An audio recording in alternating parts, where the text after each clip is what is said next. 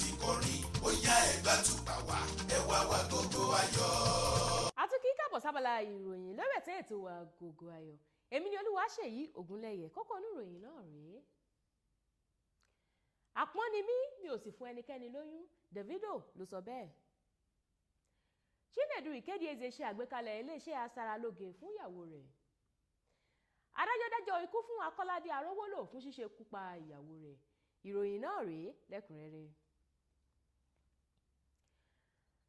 Lọ́lọ́ yìí ni ọ̀dọ́mọdé olórin ní Davido gba orí ẹ̀rọ ayélujára Twitter rẹ̀ lọ láti fi hàn òpin sí àwọn àyẹnusọ ọ̀rọ̀ kọ̀ọ̀kan tó ti ń tàn káàkiri nípa rẹ̀. Ó ní àpọ́n sì ni òun, eléyìí tó túmọ̀ sí wípé àwòrán tó bá ọmọbìnrin orílẹ̀-èdè South Africa yà, eléyìí tó ṣe àfihàn bí wọ́n ṣe ń fi ẹnu kò ara wọn lẹ́nu kò láyọ̀lé rárá. Ó tún wá tẹnumọ́ wípé òun ò fún ẹnikẹ́ni lóyún o, eléyìí tó tún fi hàn pé ó ṣeéṣe kí àwòrán rẹ̀ pẹ̀lú Sunshine Haye ọmọ bíbí Caribbean tó fi orílẹ̀-èdè United Kingdom ṣe ibùjókòó tó ní òun lóyún fún gbajúmọ̀ olórin náà jẹ́ irọ́ lásánlàsàn. Ọ̀kan lára àwọn àràrà òṣèré Nollywood, CHINEDU IKEDIEZE, tí gbogbo ènìyàn mọ̀ sí Aki, ti fi hàn wípé ṣíṣe ìpinnu láti ṣe ohunkóhun fún ìyàwó ẹni kò dá lórí bí nǹkan náà ṣe tóbi tó, ṣùgbọ́n lórí ohun tó wà lórí ọkàn àyà ẹni náà. Ìràwọ̀ òṣèré yìí ṣe àfihàn ìfẹ́ tó ní sí ìyàwó rẹ̀ Nneoma nípa ṣíṣe àgbékalẹ̀ iléeṣẹ́ asaralóge Nizik fún un lẹ́yìn tó parí ẹ̀kọ́ rẹ̀ níléèwé asaralóge kan lọ́jọ́ 16 oṣù kejì ọdún yìí láti fi ẹ̀mí ìmoore hàn sí i fún gbígbà láti jẹ́ ìyàwó òun láìro àléébù tó wà lára òun.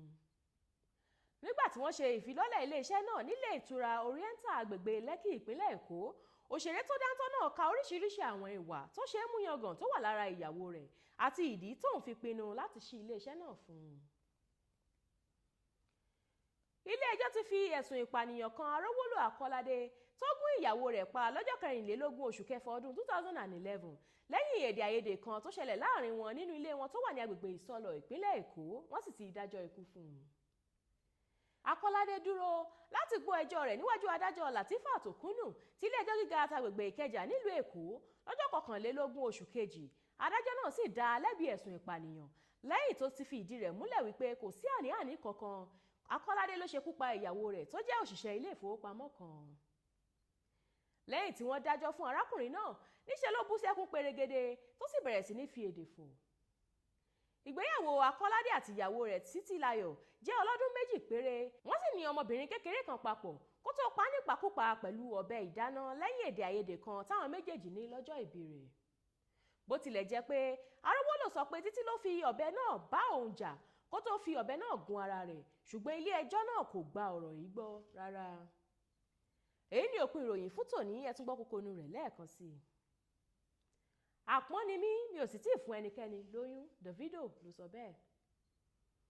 CHINEDU IKEDIEZE ṣe àgbékalẹ̀ iléeṣẹ́ asaralóge fún ìyàwó rẹ̀. Adájọ́ dájọ́ ikú fún AKOLADE AROWOLO fún ṣíṣe kú pa ìyàwó rẹ̀. Àìjú bẹ́ẹ̀ lọ lórí abala ìròyìn lórí ètò wa Agogo Ayo fún tòní. Ètò ṣì ń tẹ̀síwájú, ẹ má bá a kálọ. Ètò yìí ló ń rán wa létí èdè àtàṣà wa tó ṣe kókó.